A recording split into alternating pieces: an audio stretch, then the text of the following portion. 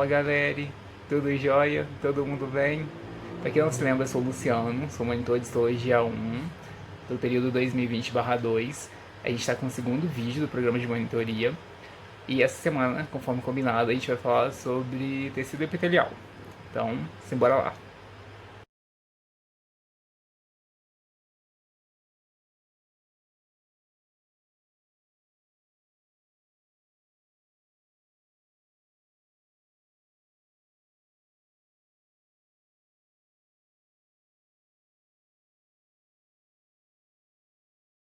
Gente, então para lembrar aqui rapidão, o tecido epitelial é um dos 4 grandes grupos de tecidos, conforme a gente viu na aula passada, que temos no organismo humano. Esses 4 grandes grupos são tecido epitelial, tecido conjuntivo, tecido muscular e, por fim, o tecido nervoso. O tecido epitelial, histologicamente, a gente pode classificar de duas formas: tecido epitelial de revestimento e tecido epitelial glandular. Bom, galera, a gente vai começar falando das funções do tecido epitelial. Quando a gente fala em epitélio, a primeira associação, a primeira coisa que vem na cabeça da gente é a pele. A gente costuma pensar só na pele, como principal exemplo de tecido epitelial. Mas, em primeiro lugar, a gente deve esclarecer que a pele ela não é um tecido, ela é um órgão. Ela é o maior órgão do corpo humano. Ela é formada não só por tecido epitelial, ela é formada por uma associação de tecidos, incluindo o epitelial, mas também tem ali tecido conjuntivo, tem tecido muscular. Como eu estava falando, o tecido epitelial ele tem diversas funções no corpo. A gente vai citar aqui, a gente vai focar em 3 delas, principalmente. A primeira é de revestimento, tanto externamente quanto internamente. A gente pode citar a parte de fora da tua pele, o lúmen do teu tubo intestinal, a tua traqueia, teu esôfago. Todos esses órgãos são revestidos por tecido epitelial. E lembrando da última aula, o tecido epitelial ele tem origem nos 3 folículos embrionários. Estão lembrados? A gente tem a ectoderma, a mesoderma e a endoderma lá na gastrulação, lá no desenvolvimento embrionário. A ectoderma vai dar origem ao epiderme, a mesoderma vai dar origem ao endotélio e a endoderma vai dar origem ao epitélio do intestino. Outra função do tecido epitelial no nosso corpo é o de absorção de moléculas. Esse tecido está presente em órgãos que precisam realizar procedimentos de absorção de moléculas no corpo. Por exemplo, os intestinos, que absorvem os nutrientes e a água que a gente ingere e encaminha essas substâncias até a corrente sanguínea. De lá vai ser distribuída para todo o corpo.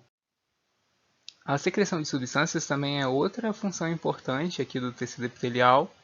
O tecido epitelial ele forma glândulas que produzem e secretam substâncias para dentro ou para fora do nosso organismo. Por exemplo, as glândulas sudoríparas, as lacrimais, as salivares, tem as que secretam hormônio. E por último, e não menos importante, outra função que a gente vai citar vai ser a de proteção. O endotélio ele serve para proteger contra a penetração de micro-organismos, substâncias químicas e agressões físicas também. Existem características que são importantes de se mencionar quando se fala de tecido epitelial. Como o tecido epitelial é um tecido de revestimento e, consequentemente, um tecido de proteção, as células desse tecido se organizam de forma justaposta, ou seja, quer dizer que elas estão bem juntinhas, bem coladas umas às outras, com pouca matriz extracelular, ou seja, elas têm pouca substância intersticial entre elas. E é justamente essa disposição, esse arranjo com ausência de fenestras, é que possibilita ao tecido epitelial exercer a sua função de proteção. Para manter essa estrutura justaposta dessas células, elas contam com especializações da membrana citoplasmática, como as junções de oclusão, junções de adesão, junções do tipo gap e os M-desmossomos, que permitem que essas células fiquem bem aglutinadas, bem juntas. Essa, então, é a primeira característica importante que a gente tem quando fala de células epiteliais, a disposição delas de forma justaposta. A segunda característica que eu gostaria de frisar é a questão de elas apresentarem alta taxa de proliferação. Quando comparado com outros tecidos do corpo humano, as células do tecido epitelial sofrem mitoses em alta frequência e com muita velocidade. Então, elas se dividem muito rapidamente. São células que muito se desgastam por conta dos atritos. Então, elas necessitam dessa renovação constante, numa velocidade bem acima quando comparado com as demais células do organismo. A terceira característica que eu gostaria de chamar a atenção é o fato de que o tecido epitelial não tem sangue. O tecido epitelial ele é avascularizado. Mas aí você me pergunta, se não tem sangue, como é que esse tecido é nutrido? Como é que ele é oxigenado? Como é que essas células se mantêm vivas sem necrosar? O fato é que por debaixo desse tecido epitelial existe uma camada de tecido conjuntivo. Na verdade, embaixo do tecido epitelial existe uma lâmina basal e embaixo dessa lâmina basal há um tecido conjuntivo. Vocês vão fazer o gancho para entender sobre tecido conjuntivo quando estivermos falando de tecido conjuntivo frouxo lá na frente, nas próximas aulas. Esse conjuntivo que existe por debaixo da lâmina basal, ele sim, ele tem um amplo espectro de vasos sanguíneos. Então, a nutrição e o oxigênio qual o tecido epitelial necessita para sobreviver vai passar do tecido conjuntivo para o tecido epitelial por difusão simples, ou seja, sem gasto nenhum de energia. A difusão simples é aquela em que a passagem do soluto ele passa, né, do local de maior concentração, que no caso em loco é o tecido conjuntivo, para o de menor concentração, que é o tecido epitelial. Um exemplo em que podemos perceber a avascularização do tecido epitelial é a retirada do eponíqueo, que popularmente é chamado de cutícula, né, cuja retirada não sangra. Ah, mas eu cortei meu dedo e sangrou. Sim, sangrou, porque o tecido epitelial ele é muito fino e você atingiu provavelmente o tecido conjuntivo que está localizado embaixo dele, logo abaixo dele. Vale lembrar que existem algumas exceções, raras exceções, em que existem tecidos epiteliais que apresentam pequeninos vasos, mas é algo bem simples. Depois de termos visto as principais funções e as principais características do tecido epitelial, agora a gente vai se dedicar a ver quais os tipos de células que compõem esse tecido. Vamos conhecer um pouco da morfologia das células epiteliais. Dependendo do local onde ela está localizada ou o tipo de função que ela está exercendo, as células do tecido epitelial elas vão apresentar algumas diferenças entre si. Pode ser com relação ao seu formato ou até com relação à quantidade de camadas em que elas vão se organizar. A primeira classificação que a gente vai ser quanto ao tipo, o formato das células epiteliais. Com relação ao formato, a gente pode ter um tecido epitelial pavimentoso, um tecido epitelial cúbico ou cilíndrico. O tecido epitelial pavimentoso é aquele que é composto por células achatadas, lembrando um pavimento, um piso, um assoalho, a calçada de uma rua.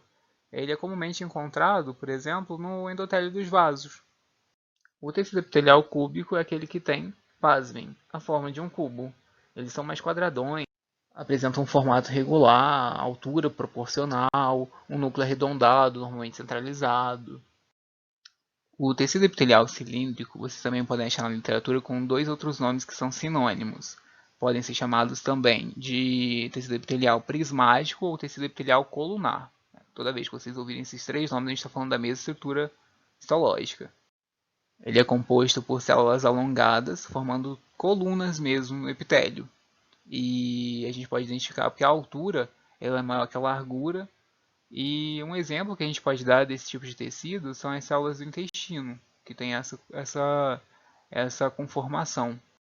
Aqui eu coloquei uma subclassificação do tecido epitelial pavimentoso, que além dessa disposição ele pode ser classificado em não queratinizado ou queratinizado. O epitélio pavimentoso queratinizado é aquele que apresenta uma cobertura superficial de queratina. O objetivo da presença dessa queratina ali é para evitar a perda de água e a penetração de materiais nocivos. E junto com a queratina também há restos de células epiteliais degeneradas. E por associação, o não queratinizado é justamente aquele que não apresenta a estrutura de queratina no epitélio pavimentoso. Outra classificação que pode ser dada aos epitélios de revestimento é de acordo com a quantidade de camadas de células que eles possuem. Segundo essa classificação, a gente pode ter o epitélio simples ou unistratificado, o epitélio estratificado, o tecido epitelial pseudoestratificado e o tecido epitelial de transição. O tecido epitelial simples ou unistratificado são aqueles que possuem uma única camada, uma única fileirinha de células. Como vocês podem perceber nas imagens, nos esquemas, há uma única fileira de células dispostas uma ao lado da outra sem sobreposição. Já o epitélio estratificado vai ser aquele em que a gente vai encontrar várias camadas de células sobrepostas, vários estratos celulares. Nosso corpo ele foi feito quase de forma perfeita, onde os locais em que ele precisa de maior revestimento, maior proteção, o epitélio vai ser do tipo estratificado.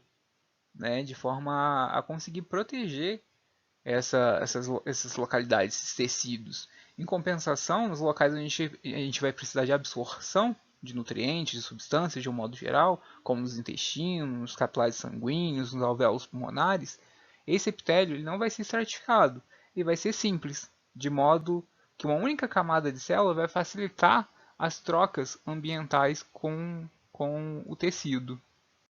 Temos também o pseudoestratificado. O que é epitélio pseudoestratificado? Pseudo significa falso.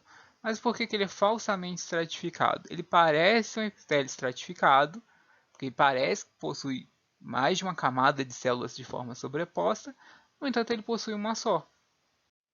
A ilusão de que ele possua mais de uma camada de células vem da disposição do núcleo dessas células epiteliais, que estão em alturas diferentes.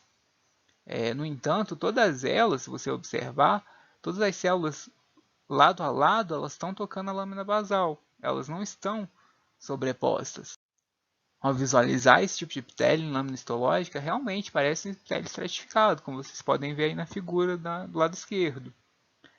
No entanto, não é, então cuidado. O tecido epitelial de transição é aquele que apresenta várias camadas celulares e à medida que essas camadas vão aumentando, as células vão mudando de formato. Elas têm formatos irregulares, elas são totalmente heterogêneas, como vocês podem ver na figura. Os epitélios glandulares são aqueles que produzem e secretam substâncias que são importantes para o nosso organismo. Temos glândulas endócrinas e glândulas exócrinas.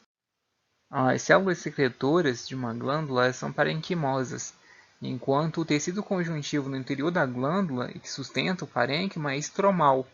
O estroma também ele sustenta vasos sanguíneos, vasos linfáticos, nervos. E um adendo que eu faço é que as moléculas que essas glândulas vão secretar, elas sempre ficam armazenadas em pequenas vesículas, denominadas grânulos de secreção. Voltando à classificação delas, a gente tem as endócrinas, as exócrinas, e eu tenho que acrescentar, que não foi possível colocar nesse slide, existem as glândulas mistas também, que exercem as duas funções. Mas afinal de contas, o que são as glândulas endócrinas? A princípio são aquelas que produzem hormônios, que serão liberados na corrente sanguínea, para funções as mais diversas do corpo. Então ela joga o produto dela, o produto dessas glândulas destinadas à corrente sanguínea, à parte interna do corpo. Enquanto que as glândulas exócrinas elas produzem substâncias que vão ser jogadas para fora, para o meio externo do corpo, ou para cavidades corporais.